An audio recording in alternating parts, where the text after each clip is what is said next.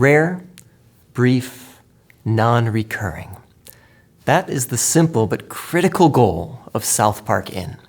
Founded in 1982 by a group of Hartford residents concerned with increasing rates of homelessness and a shortage of affordable housing, South Park Inn has provided life-saving support to the homeless now for over 4 decades.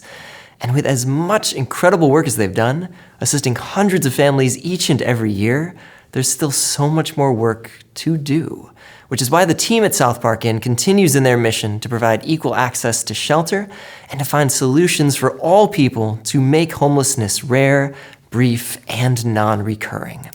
As Catholics striving to shelter the homeless, one of our corporal works of mercy, providing support to groups like South Park Inn, especially in the city of Hartford itself, is something we just need to do. And it's why the Archdiocese of Hartford has welcomed the chance to offer our assistance through the Archbishop's annual appeal. We had the opportunity recently to hear from South Park Inn's Director of Development and Community Relations, Jade Stoltz, who offered her personal insight into the work of this dynamic organization. Thank you and everyone here for supporting South Park Inn Emergency Homeless Shelter for many, many years. Your concern and compassion has resulted in our being able to serve homeless men, women, and veterans with dignity and with compassion. South Park Inn was founded just about 40 years ago by concerned citizens who saw people sleeping in the streets of Hartford. With a lot of advocacy and sheer determination, the church we now inhabit was purchased in 1982, and the shelter opened its doors in 1984. We have been continuously serving people ever since. We've never closed our doors. Cut to today, we maintain 70 beds for adult men, women, and veterans. We feel very committed to those who served our country, and no one should be without a bed.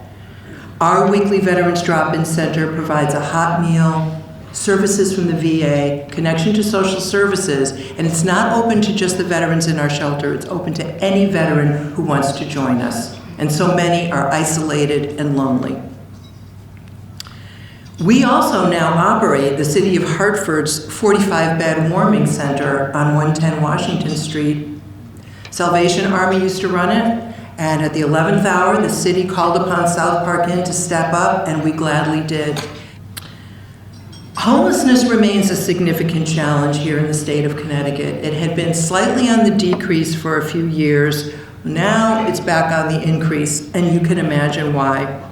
The primary causes are lingering effects of the pandemic, the incredible rise in inflation, and the spiraling costs of housing and rental units. But with our skilled staff, we remain committed to find people stable and permanent housing. And as you know, there are so many Americans today who are but one paycheck away from being homeless. And whether it's an illness or a loss of employment or a loss of a family member, anything can push somebody over the edge, and South Park Inn is there to help them, with your support, of course. You have opened your hearts not only with financial support, you've donated food. You serve meals at our homeless shelter because you want to connect with our guests and make them feel like the community cares. You've helped with giving us clean linen. And we provide 3 nutritious meals every day. And annually, we serve over 90,000 meals to the homeless. And frankly, if somebody is hungry in the area and they want to join us for lunch, our doors are open. And we deal with all the challenges that our folks bring, and whether it's addiction, whether it's mental health, we serve some of Hartford's most challenging clients, and we still have the second highest success rate with getting people into housing.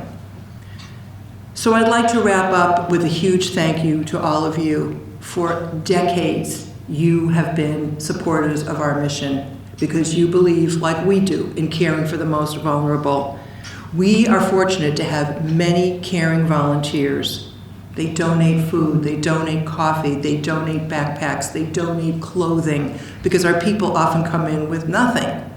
They've just been trying to survive.